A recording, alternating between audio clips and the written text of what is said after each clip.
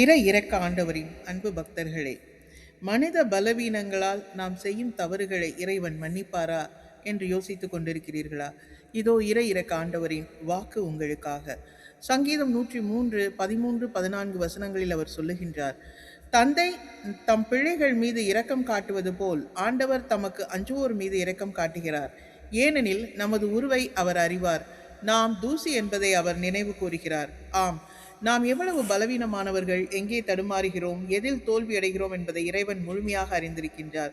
இருந்தாலும் அவர் நம்மை நிராகரிக்காமல் தந்தையின் இரக்கத்தோடு அணைத்துக் கொள்கின்றார். மனித பலவீனத்தால் நாம் தவறு செய்யலாம், ஆனால் அந்த தவறு நம்மை இறைவனிடமிருந்து ஓட செய்யக்கூடாது. மனம் திரும்பி அவரிடம் வரும்போது அவர் மன்னித்து தூய்மைப்படுத்தி மீண்டும் நம்மை அவரது அருள் வழியில் நடக்க நமக்கு உதவி செய்கின்றார். நாம் வெறும் தூசியே என்பதை இறைவன் நிச்சயமாக அறிந்திருக்கிறார். மனித சக்திக்கு அப்பாற்பட்டதை நம்மிடம் அவர் எதிர்பார்ப்பதில்லை. மனித பலவீனங்களால் நாம் சோர்ந்து போகின்ற நேரங்களில், தவறு செய்கின்ற நேரங்களில் அவர் இரக்கத்தை சார்ந்து தேடி ஓடி வருகின்ற பொழுது நமது பலவீனத்தை அவர் புதிய வலிமையாக மாற்றி நம்மை நடத்தி செல்லுகின்றார்.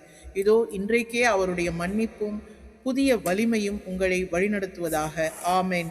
இரக்கம் போற்றி.